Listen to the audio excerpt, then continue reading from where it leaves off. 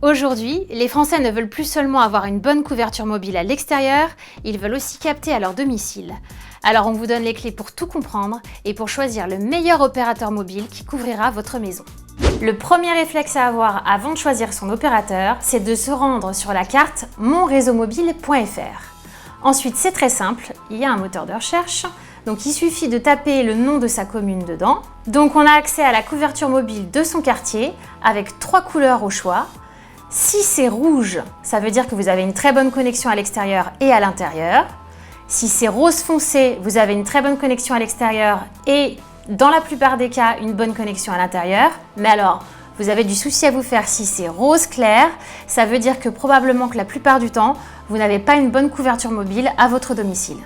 Il faut relativiser un tout petit peu cette carte parce que ça reste des données théoriques, c'est les opérateurs qui fournissent ces informations et elles ne sont pas tout le temps vérifiées sur le terrain. Donc il est possible qu'à un moment donné, vous croyez avoir une super couverture mobile à l'intérieur de votre domicile, mais que ce ne soit pas le cas vraiment sur le terrain.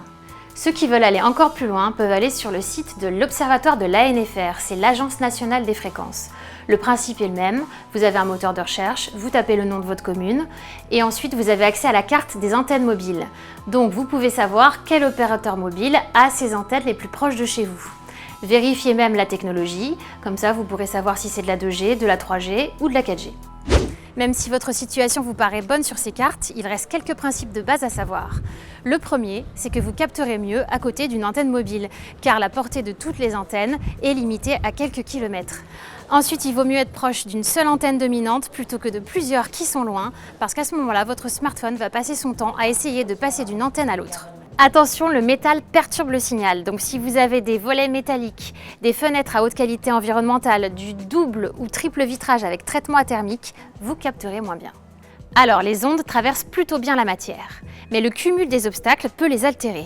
Donc si vous êtes en rez-de-chaussée et que vous habitez en plus un centre urbain très dense, vous aurez des difficultés. Si votre réception est mauvaise chez tous les opérateurs, il reste toujours une solution.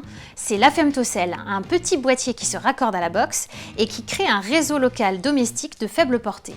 Orange, Bouygues Telecom et SFR le proposent en option payante, Free l'a intégré à certaines de ses box et c'est donc gratuit. Améliorer la couverture mobile des Français à leur domicile, c'est l'une des priorités du gouvernement. Il veut généraliser l'usage du veau Wi-Fi.